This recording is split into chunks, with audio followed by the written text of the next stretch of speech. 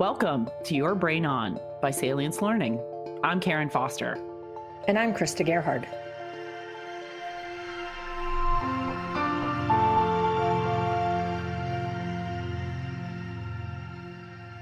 We're really excited to have an incredible guest here today. I'd like to introduce Dr. Clark Quinn. He's a recognized leader in learning technology strategy, helping organizations take advantage of information systems to meet learning, knowledge, and performance needs. He combines a deep background in cognitive science, a rich understanding of computer and network capabilities, reinforced through practical application, with considerable management expertise and a track record of strategic vision and successful innovations. And he's also one of my favorite authors. So it's truly a pleasure and a privilege to have Dr. Clark Quinn join us today. And so, Dr. Quinn, welcome to Your Brain On. Well, thank you very much for that gracious introduction. Very nice. And a pleasure to be here with you today. Awesome. Well, at Salience, as most of our listeners will know, we are passionate about bringing the science of learning to the business of science. And your particular organization, QInnovation, is committed to that as well. Maybe you could tell us a little bit about what is QInnovation? QInnovation is literally just my vehicle for going out and assisting organizations. So it's me. But that is a deep background in cognitive science. I got Ph.D. in cognitive psychology, UC San Diego, and a long experience with using technology for learning in games and mobile and stuff, and bringing that to organizations to help them improve their designs, their design processes, their strategies to be able to leverage what they do in alignment with how our brains think, work, and learn, which you may recognize as well. Organization could use some help there. Absolutely. I think it's interesting. You connect so many great concepts that we try to help our partners within the life sciences. And we're excited to talk a little bit more about you and your book. So we know that you recently released the book, Learning Science for Instructional Designers, from cognition to application. And we love the incorporation of the cognition component to the application. So maybe you could tell us a little bit about the book and why the title. Yeah, well, the title, I was looking to help people understand that we're starting with the basics of cognitive science and going all the way out to what does that mean, implications for what we should do. So the from cognition application. And I really wanted to focus on the cognition because people get all wound up about neural. And it turns out that's just the wrong level of analysis. And in fact, one section of the book is titled From Neural to Useful. Suggesting that's not the right level of analysis. And it's learning science for instructional designers, and I'm kind of regretting allowing them to talk me into that title because it really is learning science for instructional design. Because when you think about it, many more people design instruction than formal instructional designers. Coaches, for instance, should be designing stretch assignments and providing valuable feedback and knowing what the nuances. Teachers, parents, should be designing learning experiences and should know the basics. And everybody really, as things go faster and they say we have to continually learn throughout our life, it helps to know what works and what doesn't. It's such a great point. A lot of what we're seeing in the life sciences industry is that individuals outside of traditional learning and development roles are responsible for the education of others. And what you're saying is spot on, right? How can we bring the concepts within instructional design or effective communication to these individuals who are responsible for creating engagement that requires education of others? So love the concept there. Now, you also talk about a little bit about learning science, and this is something it's a concept that's near and dear to our heart, but we'd love to hear from you how you define it. Because as we know, there's a lot of terms out there that we use interchangeably, and I think it'd be great to get your perspective on the definition of learning science. Sure, Krista. So it's interesting. While I was a grad student, my department was creating a department of cognitive science. So my degree is technically in cognitive psychology, although really it's practically applied cognitive science. But what was happening at the time, they created the Cognitive Science Society because a whole bunch of people recognized that other people were talking about thinking. And that includes linguistics and anthropology and computer science and sociology. And they said, they're doing independent research and they're not talking to one another. How do we create an umbrella? And so they created the Cognitive Science Society and the journal, and the department deliberately brought in philosophers and anthropologists, linguists, and psychologists together. What happened as a result of that was roughly in the early 80s. In the early 90s, they started saying, we have this with learning too. There's instructional designers and educational psychologists and cognitive scientists all looking at learning. So they created learning sciences as an umbrella there, as a vehicle so which people looking at learning and instruction could come together and talk across their disciplines to find unified visions of what works and what doesn't. And so that's my definition of learning science, is the scientific study of how we learn, and on our own, and in how do we guide learning as through instruction, or to use the latest buzzword, learning experience design, which I actually like as a phrase, but that's a separate issue. Well, and I think the way you've described it, Dr. Quinn, is really salient to me, only because that cross-disciplinary approach of linguistics, of thinking, of cognition. I think that's when we've talked to our stakeholders in the life sciences, who are much more narrow with respect to their particular scientific domains, right? Typically, pharma is looking at biology or pharmacology, right? A bit more concrete. And so while we at Salience are striving to bring this science of learning to the business of science, it is part of us educating them that this is a broad discipline, right? This isn't as maybe clear cut and sort of refined, but yet still valid from an empirical research standpoint.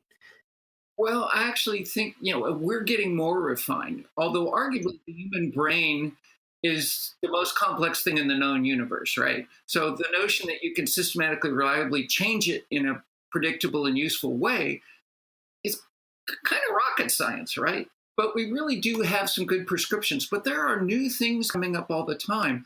I'm excited about stuff that Carl Friston's been talking about in terms of how we're prediction networks and how we learn to minimize the delta between what we predict will happen, what actually happens. And there's interesting ramifications of that. I recently read a book about how that's influencing the study of emotion.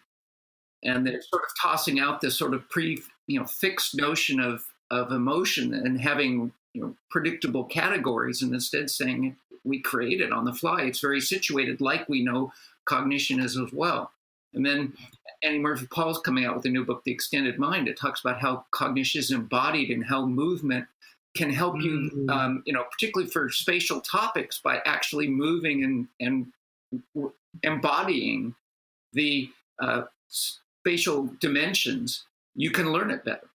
It's a dynamic field, and yet the point of the book is really that we, despite some new revelations, we have a lot of great prescriptions that have been developed. And interesting, you were talking about it's not as precise. We had behavioral and then cognitive and then post-cognitive approaches, and we have to account for those results still because they're robust. We have good science behind what we're doing.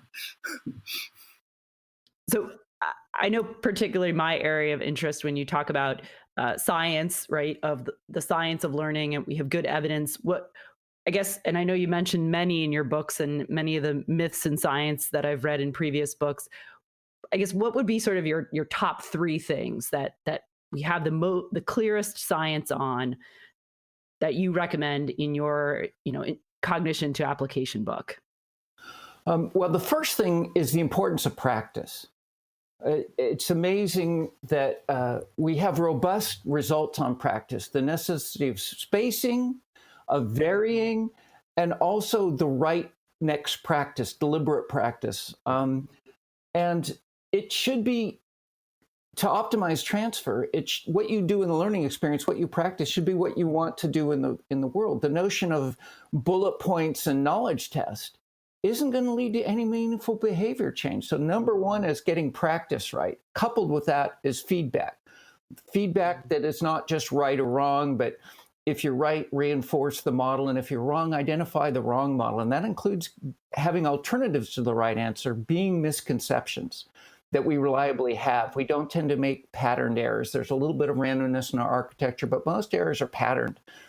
Sorry, I think I said we don't make patterned errors. We do make patterned errors. We don't make random errors, and there's some randomness in our architecture. So,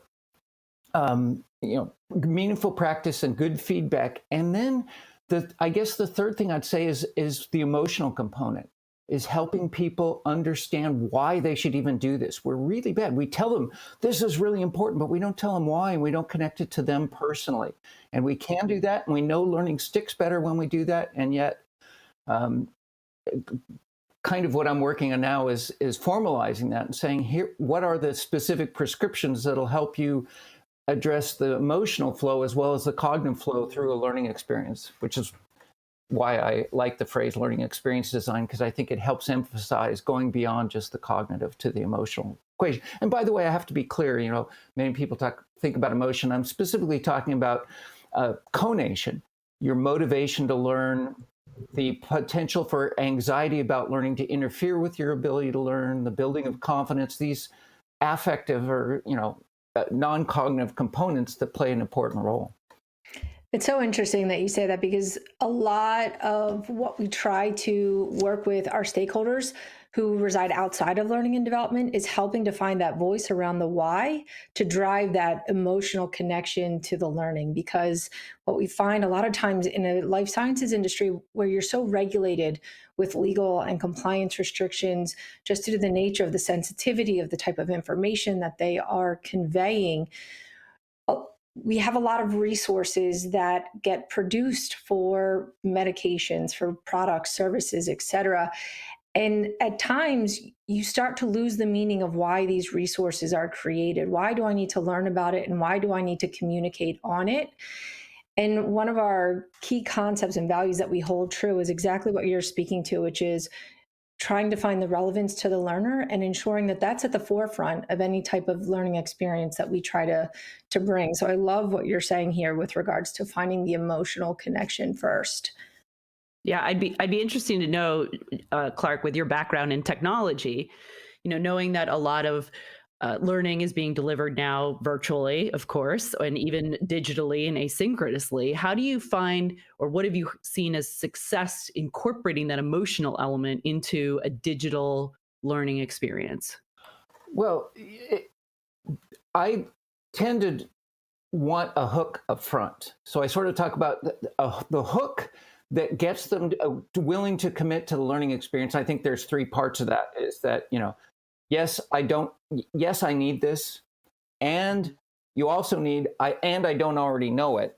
And sometimes you have to break down a little overconfidence. And the third thing is, and I trust that this learning experience will actually help me change that. Because there's a lot of times people have built up resistance to learning experiences because they recognize that they're garbage. And if you've been guilty of that, you have to re-engender faith in that this experience will work. But then, to me, conceptually, what you need to do is you need to hook them. And as you said, I like that, why, the what's in it for me, the consequences of having or not having this knowledge. And I think you can do that dramatically or humorously. I tend to have a predilection for the negative consequence of not having it done humorously because I sort of like black humor, but a fan of British comedies. But you can do it in any of those ways. And what have I seen done? I mean, we've done it in eLearn just with a simple comic that just makes fun of not having that knowledge. But I've also, a fellow was telling me a story about, using in a compelling video.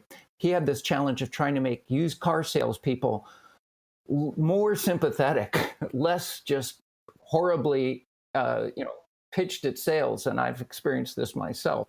And so, but what he ended up doing was creating a video of some woman who was just so devastated after an experience with a salesperson that it just conveyed how dehumanizing it is and how, and so you can really bring home these things with videos. There was some amazing videos on CPR done in the UK where they have really compelling scenarios, and this person comes running up to you and going, "Oh, my boyfriend, he's passed out. I don't know what's going on. Would you help? And you're looking right into the face of this person, and then you end up taking your tablet and pumping it up and down when you're giving them CPR. It's really visceral. So there are, but I think it's making it. I talk about making it visceral. You really have to feel it here, and we have powerful dramatic techniques to do that. Whether it's humorous or drama, we can achieve that, but we have to be willing to commit, recognize the need, be willing to design that and test it and refine it until it's working to make that happen. But first of all, we have to be aware of it. Thank you for listening to this episode of Your Brain On. Please subscribe to the show on Apple Podcasts or wherever you listen to podcasts. I'm Krista Gerhard. And I'm Karen Foster. And we'll see you next time.